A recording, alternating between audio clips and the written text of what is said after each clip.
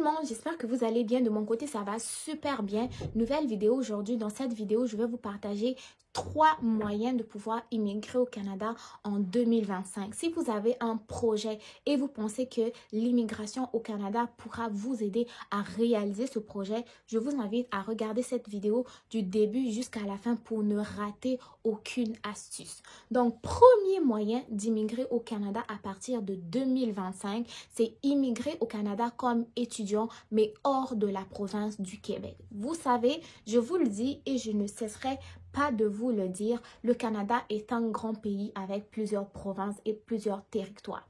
Les mesures au niveau de l'immigration ont été un peu plus resserrées dans la province du Québec, mais vous savez, en dehors du Québec, il y a l'Ontario, il y a la Colombie-Britannique, il y a l'Alberta, il y a le Nouveau-Brunswick, il y a Saskatchewan, il y a Terre-Neuve-Labrador et j'en passe.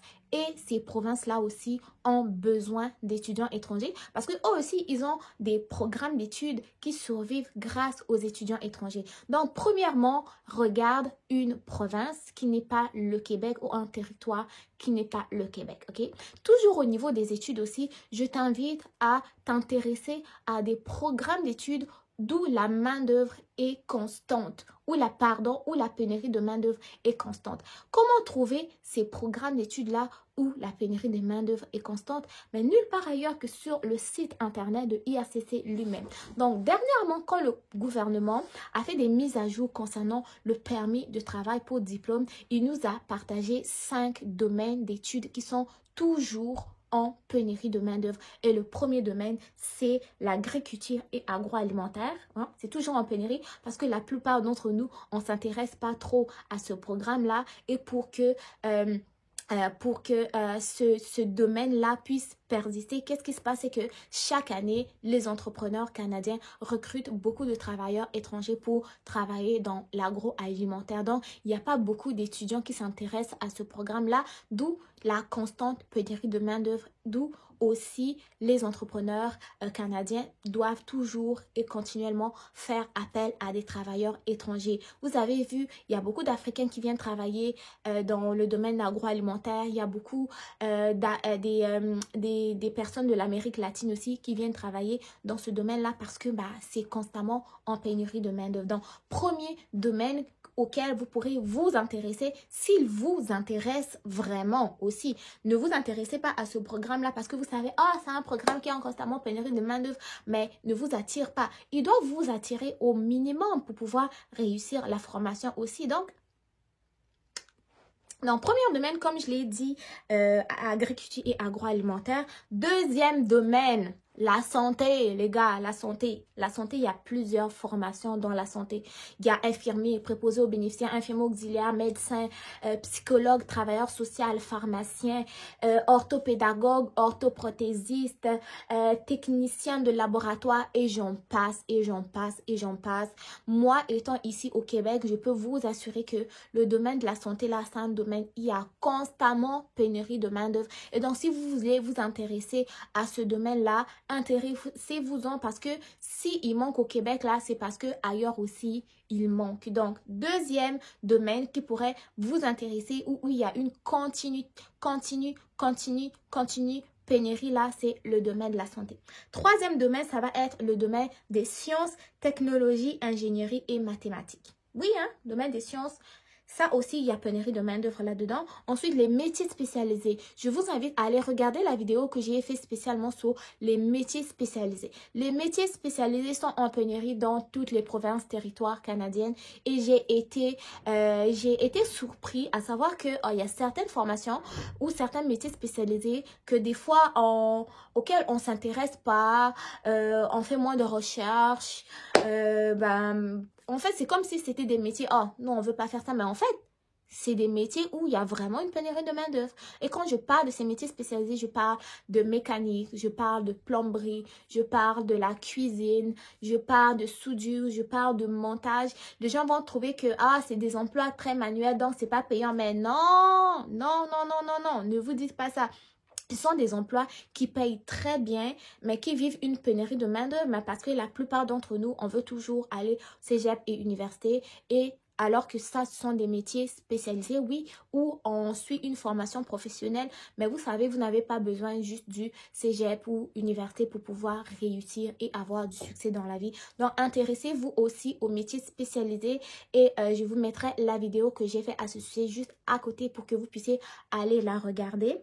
Dernier domaine, c'est le domaine de transport. Domaine de transport aussi, c'est un domaine que on aborde le moins. C'est comme ça, en fait, les gens ne sont pas vraiment intéressés. Quand je parle des gens, mais je parle plus de ma communauté. Les personnes qui me suivent me posent rarement des questions sur le domaine du transport, mais figurez-vous, le domaine du transport aussi connaît une pénurie de main-d'œuvre et ce n'est pas moi qui le dis, mais c'est le site internet de EACT, donc du gouvernement du Canada, qui vous appelle également à aller suivre des formations là-dessus. Ok, donc comme étudiant, on s'intéresse à une province qui est hors Québec, on s'intéresse à un programme d'études qui va nous ouvrir les portes de l'emploi à la fin de notre diplomation.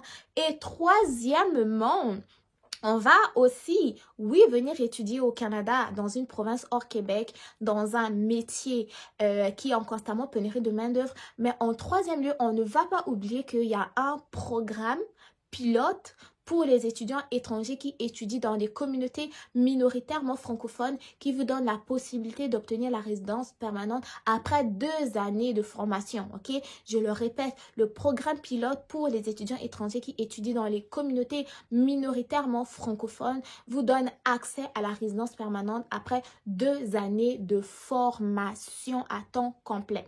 Ce programme-là vous ouvre les portes de la résidence permanente dans les autres provinces et territoires du Canada, toujours en dehors du Québec. Parce que quand je parle de l'immigration au Canada en 2025, moi, je veux plus simplement me limiter au Québec. Le Québec a refermé ses portes, donc nous allons exploiter le reste du Canada parce que le Canada est grand. Donc, ce programme pilote-là, pour les étudiants qui vont étudier dans les communautés minoritairement francophones, c'est pour les écoles de formation qui sont hors Québec, ok? Et quand je parle de cela, je parle par exemple du collège communautaire du Nouveau-Brunswick qui se trouve dans la province du Nouveau-Brunswick. Je parle du collège, j'ai pris des notes, vous allez m'excuser là, mais il fallait que je fasse la liste complète, quoi.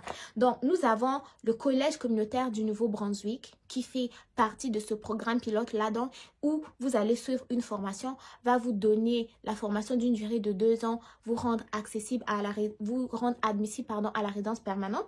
Vous avez aussi le collège Éduc Centre qui se trouve au niveau de la Colombie-Britannique. Oui, vous pensez qu'il n'y avait pas des formations en français en Colombie-Britannique? Bah, vous avez vu, le français existe ailleurs qu'au Québec. Ensuite de ça, vous avez le collège La Cité, c'est en Ontario, le collège Mathieu au niveau de Saskatchewan, l'université Laurentienne en Ontario, l'université York et j'en passe. Vous avez aussi l'université de l'Alberta, l'université Hearst aussi où vous allez demander l'admission là-bas, fréquenter. Et lorsque vous faites l'admission, ça va être très important. Vous devez aviser l'école que vous faites vos demandes d'admission, mais dans le cadre du programme pilote pour les étudiants étrangers qui étudient dans les communautés minoritairement francophones. Donc, votre but final, c'est la résidence permanente. Donc, vous voyez, c'est très possible de pouvoir immigrer au Canada en 2025 hors Québec et voilà quoi. Donc, n'oubliez pas vraiment de faire des recherches là-dessus. Regardez ces vidéos que j'ai fait pour vous. C'est très important. Ils vont vous donner tous les détails que vous avez besoin pour pouvoir commencer votre demande d'admission. Deuxième possibilité de pouvoir immigrer au Canada en 2025, ça va être donc au moyen d'un emploi. Vous savez, le Québec a encore mis en stand-by tout ce qui est recrutement de travailleurs étrangers temporaires, tout ce qui est études d'impact marché du travail et autres. Ok, il a dit que lui, il avait assez de travailleurs temporaires. Ok. S'il n'y a plus de place au Québec, qu'est-ce qu'on va faire? On va aller ailleurs au Canada, ok? Et quand je parle du travail, je vous dis que vous pouvez travailler au Canada en 2025 en vous rendant sur les bons sites internet qui vous permettent de trouver des emplois. Par exemple, vous pouvez vous rendre sur le site internet Emploi Nouveau-Brunswick pour trouver tout ce qui est emploi dans la province du Nouveau-Brunswick. Vous pouvez vous rendre sur le site internet Emploi Colombie-Britannique, Emploi Saskatchewan, Emploi Ontario. En fait, tous les provinces et territoires au Canada ont des sites internet officiels de recherche d'emploi. Ces emplois-là sont pour les nationaux et aussi pour les étrangers. En dehors de ces sites-là, il y a toujours guichet emploi qui vous permet de pouvoir trouver des emplois parce que lui, il répertorie vraiment tous les emplois d'un peu partout au Canada. Il va aussi avoir des emplois au Québec, mais vous savez, le Québec a resserré, mais lui, il n'a pas fermé non plus. Hein. Donc, si vous tenez à tout prix à travailler au Québec, vous pouvez toujours vous rendre aussi sur guichet emploi, mais sachez que sur guichet emploi, on trouve aussi des emplois, des métiers qui sont dans le reste du Canada, c'est-à-dire dans les autres provinces et territoires au Canada. Donc, toujours dans la recherche d'emploi, le deuxième point que j'aimerais souligner dans cette partie, c'est la langue. Les gars, apprenez la langue. Apprenez la langue si vous voulez immigrer au Canada en 2025. Si vous avez commencé à apprendre la langue en 2024, 2025, vous n'êtes pas prêt encore, poussez même jusqu'en 2026, mais la langue est très, très importante.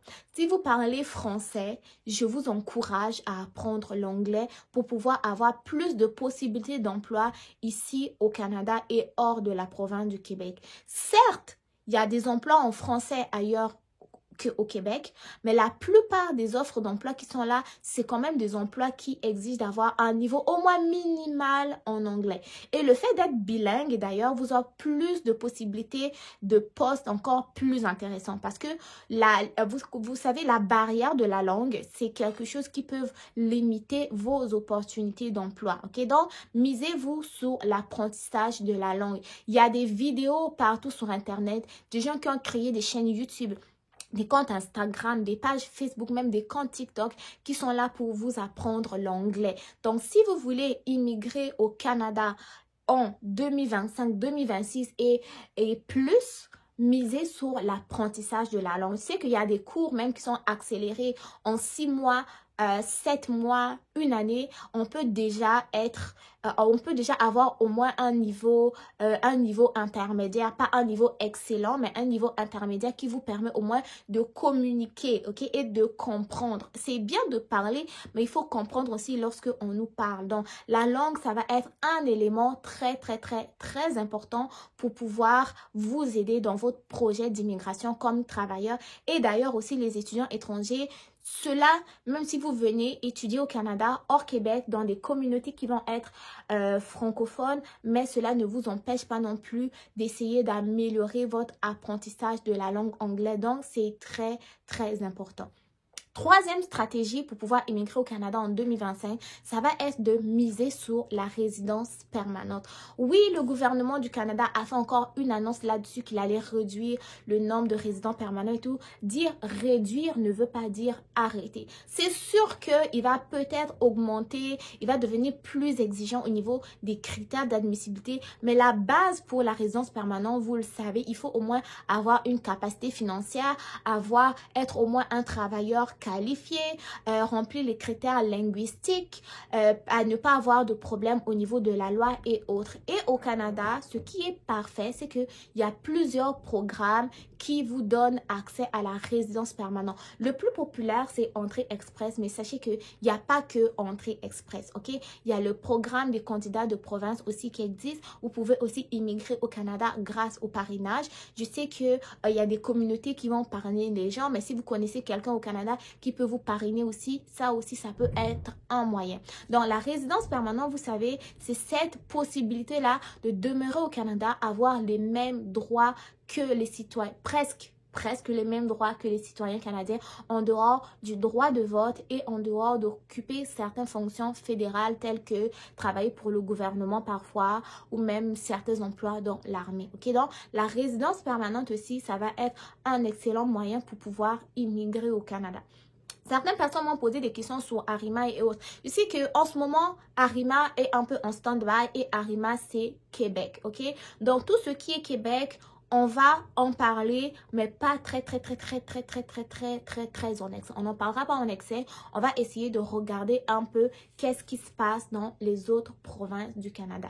Donc, premier moyen d'immigrer en 2025 au moyen des études. Deuxièmement, grâce à un emploi dans une autre province, territoire hors que le Québec. Je vous mets les listes des sites internet, des gouvernements, des autres provinces ici. Et aussi la résidence permanente. Je vous invite à aller regarder ma vidéo que j'ai faite sur la résidence permanente. Et dans les prochaines vidéos, je vais vous présenter les différents programmes de résidence permanente qui existent ici au Canada. Peut-être que vous allez trouver celui qui vous correspond, mais les conditions de base pour la résidence permanente, vous allez devoir avoir une capacité financière et avoir être au moins un travailleuse qualifiée. Remplir les caractéristiques au niveau de la langue et aussi ne pas avoir de problème au niveau de la justice. Ça, c'est plus les critères au niveau de entrée express. Pour les autres programmes candidats des provinces, sachez que chaque province et chaque territoire va avoir des critères d'admissibilité différents les uns des autres. Vous savez, ici, les provinces sont comme un peu autonomes, donc chacun peut mettre les critères d'éligibilité à la résidence permanente un peu différents. Il y a une province qui va demander à ce que la personne qui veut obtenir la résidence permanente soit une personne qui a étudié là-bas, qui a étudié dans la province, qui a travaillé dans la province à la fin de ses études, qui travaille dans tel domaine, parce qu'il y a même des provinces qui, pour devenir résident permanent, tu dois être un étudiant, un travailleur dans un domaine précis. Donc, c'est très variable par province. Je vous ferai une vidéo à part pour parler des programmes de résidence permanent parce que celle-ci va être longue. Donc, juste vous dire que c'est toujours possible d'immigrer au Canada. Oui, des conditions vont être un peu resserrées. Certains d'entre vous vont dire que, oh, mais il n'y a pas que le Canada. Oui, il n'y a pas que le Canada. Mais si toi, c'est le Canada qui t'intéresse, c'est très bien de t'informer comme il faut, de te rendre sur les sites officiels pour avoir la bonne information pour pouvoir faire une immigration libre et éclairée, ok? Nous, sur les réseaux sociaux, on vient vous partager nos connaissances selon nos observations aussi. Mais nous savons que vous êtes des personnes qui avez le libre arbitre. Vous avez la capacité de réfléchir. Seul vous-même, vous savez ce qui est bon pour vous. Tout sur Internet n'est pas bon à prendre, tout n'est pas bon ou tout n'est pas mauvais. Faites votre propre jugement, rendez-vous sur les sites officiels, étudiez votre projet. Si le Canada ne vous correspond pas, c'est correct, il va y avoir un autre pays qui vous correspond. Mais c'est pas pour autant que je vais venir crier sur les réseaux sociaux, la vie au Canada est difficile, ici au Canada on souffre. Je pense que il n'y a aucun pays qui est un paradis sur terre. Chaque pays a ses conditions, il y a ses modes de vie. Ça va être dur par-ci, ça va être dur par-là. Mais je ne pense pas qu'il y a un pays où tout va bien. Tout le monde est heureux, tout le monde nage dans le bonheur, le gouvernement s'occupe de tout le monde et que tout va bien, ok? C'est sûr que nous, en tant qu'immigrants, par rapport à notre vécu et par rapport à la nouvelle terre d'accueil qui est au Canada, c'est sûr quand on va arriver au début, ça va être difficile au niveau de l'installation, au niveau... on va vivre du blues, la dépression, la solitude, les impôts, les taxes, les factures sont des choses auxquelles on n'est peut-être pas habitué chez nous. Mais quand on arrive ici, c'est la réalité du terrain. Soit on va essayer de s'en sortir ou on va essayer de continuer de s'enfoncer. Donc, pour conclure, c'est qu'il n'y a aucun pays où tout est rose. Ok? Chacun essaie de naviguer dans son feu pour sortir la tête de l'eau. Certaines personnes vont connaître du succès. Il y a d'autres qui ne vont pas connaître du succès. Mais je pense que avec toutes les informations qui est données, on est capable de prendre et de laisser pour être heureux. Ok? Donc, c'est ça. Merci de m'avoir regardé. Merci d'avoir été là. Prenez soin de vous. Bon succès dans vos différentes démarches. Moi, je vous dis à très bientôt pour une nouvelle vidéo. Si vous aimez mon contenu, n'oubliez pas de liker les vidéos, de partager et de vous abonner sur ma chaîne. Je vous dis à très bientôt les amis. Bye bye.